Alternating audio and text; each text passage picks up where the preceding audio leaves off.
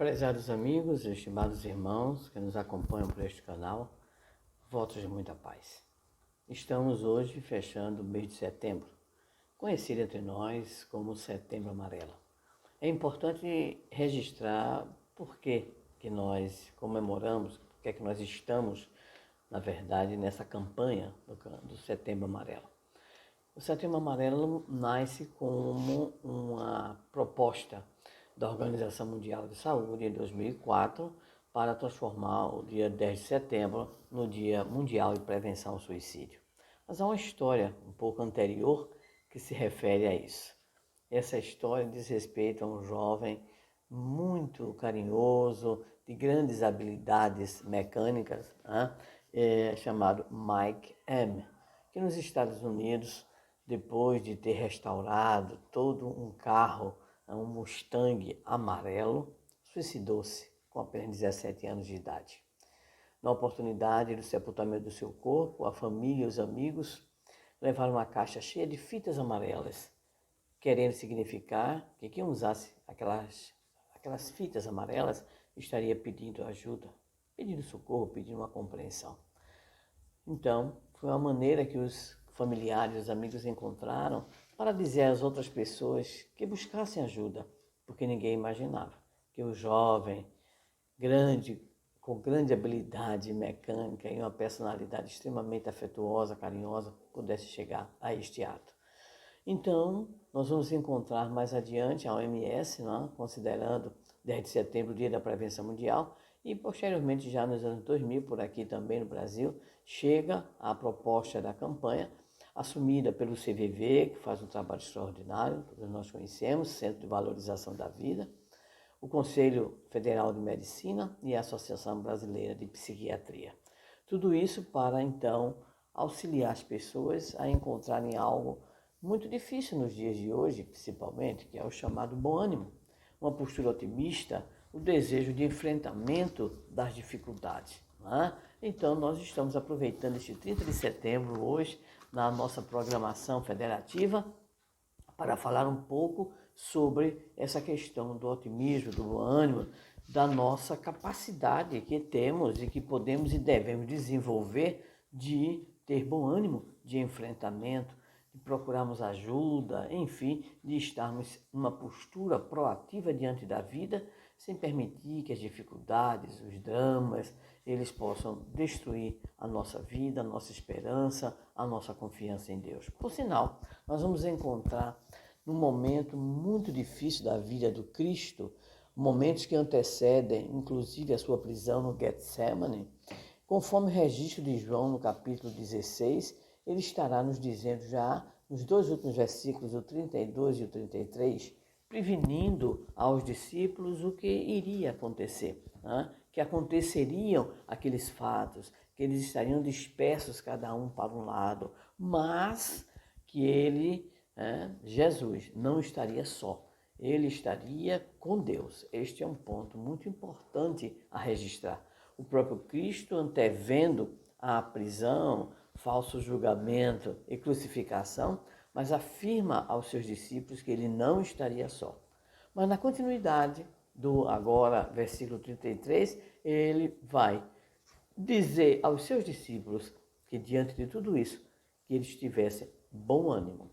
No mundo, diria ele, é conhecida a expressão do Cristo, tereis aflições, mas tende bom ânimo, eu venci o mundo.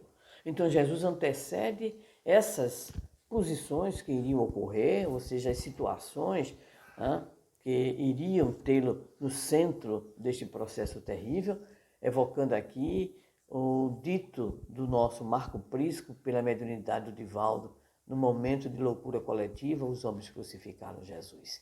Pois é esse momento que Jesus se refere, mas também vai dizer aos discípulos que em meio a essas dificuldades, a essas aflições, era necessário manter o bom ânimo. O que significa, então, a expressão bom ânimo? É uma condição do espírito, é aquilo que lhe dá força, é uma expressão que significa coragem de enfrentamento. Então, no mundo tereis aflições, mas tende bom ânimo, significa dizer, No mundo estareis enfrentando as dificuldades, os desafios, os sofrimentos, as dores, mas coragem. Mas é necessário ter esse espírito de enfrentamento das coisas. Quando nós damos um passeio nos textos sagrados, vamos encontrar algumas exortações muito interessantes, né? Vamos, por exemplo, encontrar no Salmo 31, versículo 24, o salmista dizendo: sejam fortes e corajosos, todos vocês que esperam no Senhor. Então, a criatura que tem essa expectativa em relação ao Senhor, que cultiva de alguma forma uma religiosidade interior, é preciso confiar, é preciso seguir adiante, é preciso ter, então, coragem.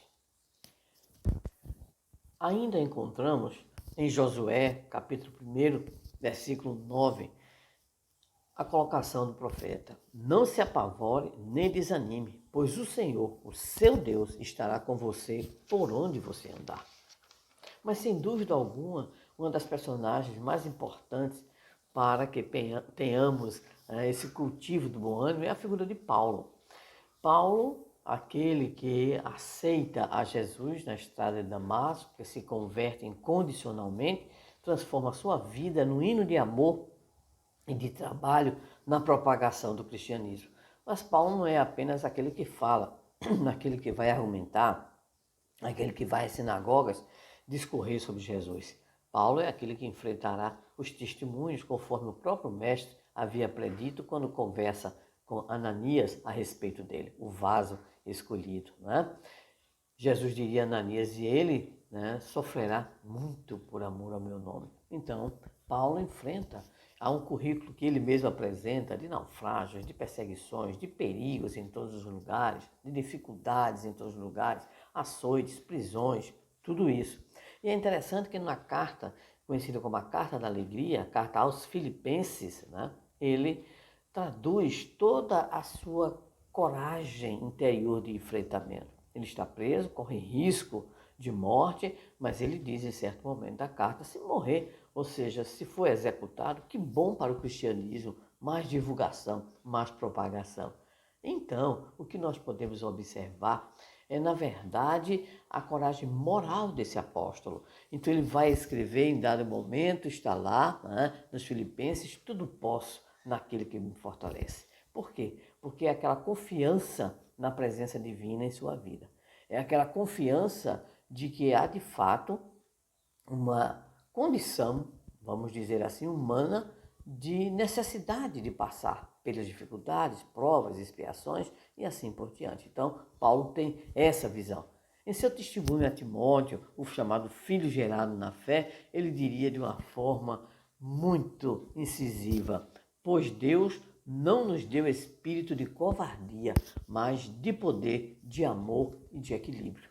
Então é essa a grande finalidade das experiências que nós passamos na vida, muitas vezes de dor, muitas vezes de profundo sofrimento, decepções e assim por diante. Tudo tem um papel, tudo tem uma razão de ser. Somos os construtores do nosso destino e o enfrentamento se torna necessário porque, se essas situações ocorrem mediante a nossa própria atuação, então é a nossa própria atuação que irá reverter também esta situação. É, então, um chamamento de atenção para a nossa capacidade íntima que temos, de realizar todo esse movimento interior para enfrentarmos e para, com coragem, encontrarmos ou reencontrarmos o equilíbrio em nossa vida. É ainda na carta aos Filipenses que Paulo vai dizer algo para nós muito importante: esquecendo-me das coisas que atrás ficam e avançando para as que estão adiante de mim. Então, olhar para adiante, ou seja, manter, cultivar um pensamento otimista, uma atitude otimista, de bom ânimo diante da vida. Mas há um pouco de confusão em torno dessa ideia, desse assunto. Então, vamos lá tentar entender um pouquinho. Vamos usar isso, algumas considerações e reflexões do nosso querido Leonardo Machado, alguns escritos seus, inéditos inclusive.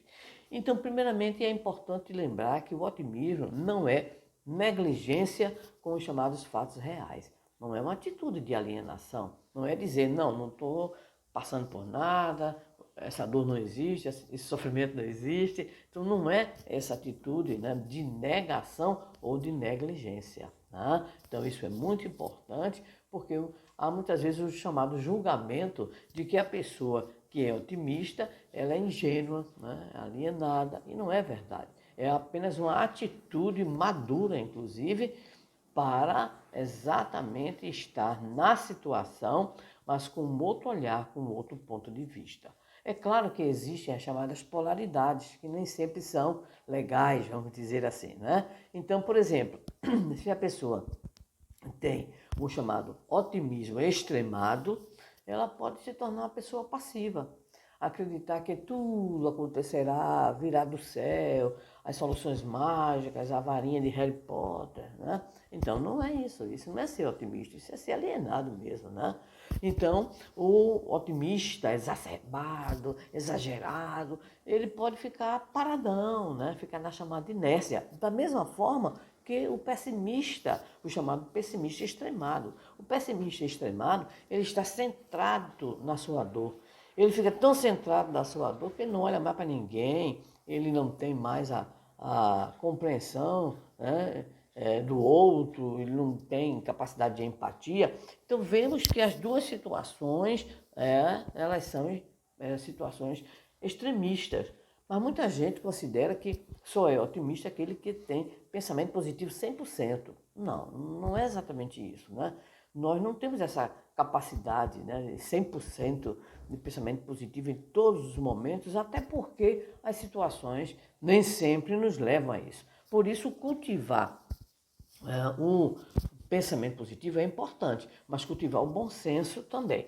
É muito comum que nós espíritas sempre estejamos em certas situações difíceis, né? Por exemplo, a pessoa está muito doente, teve um AVC com grandes complicações, está às portas da desencarnação, e os parentes, algumas pessoas amigas, dizem, não, vai dar certo, vai dar certo, Deus vai resolver essa situação e essa pessoa vai ficar boa.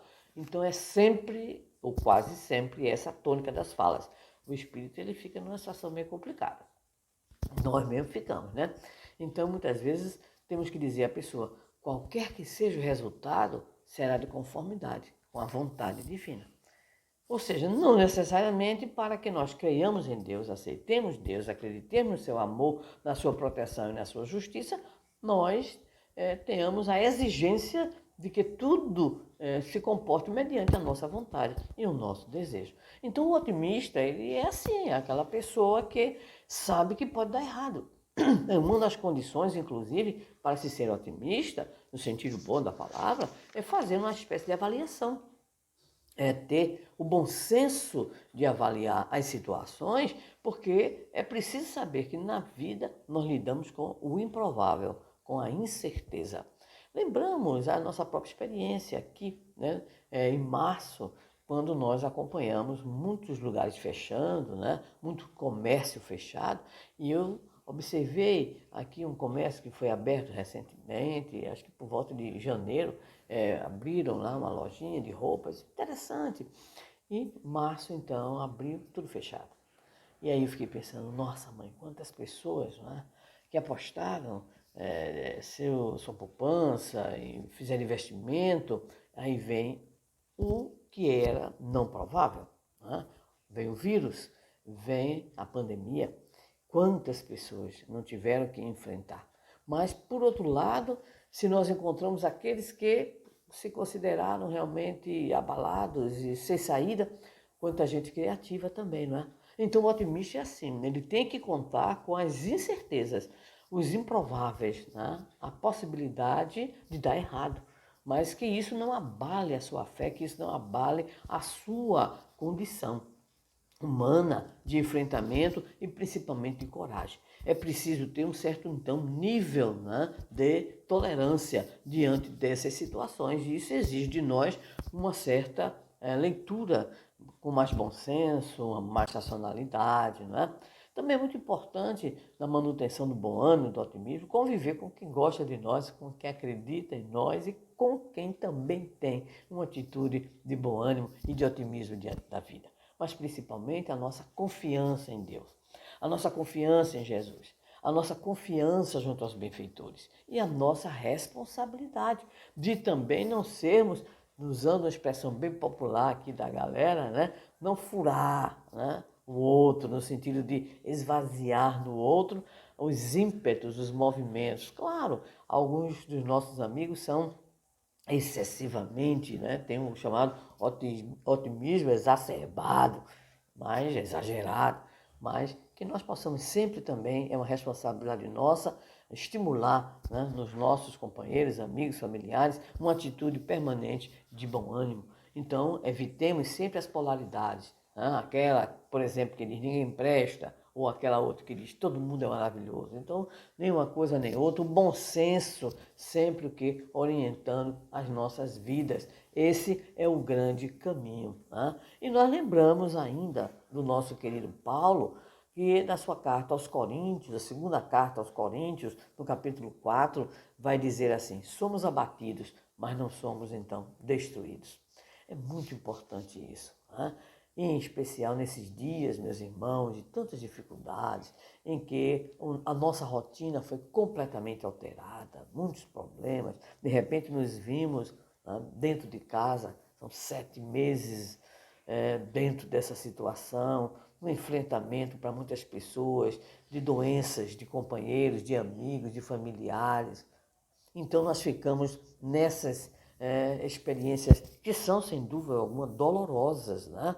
Mas nesse momento é um momento para nós também de teste da nossa criatividade, o que é que estamos fazendo, como é que estamos lidando junto principalmente às nossas crianças, aos nossos adolescentes, aos nossos idosos, com essas situações, como é que estamos enfrentando essa rotina, muitas vezes difícil, trabalhando em casa ou com grandes dificuldades agora, em razão de todas as exigências que estão sendo postas para nós. Então, é um momento que podemos dizer de profundas reflexões.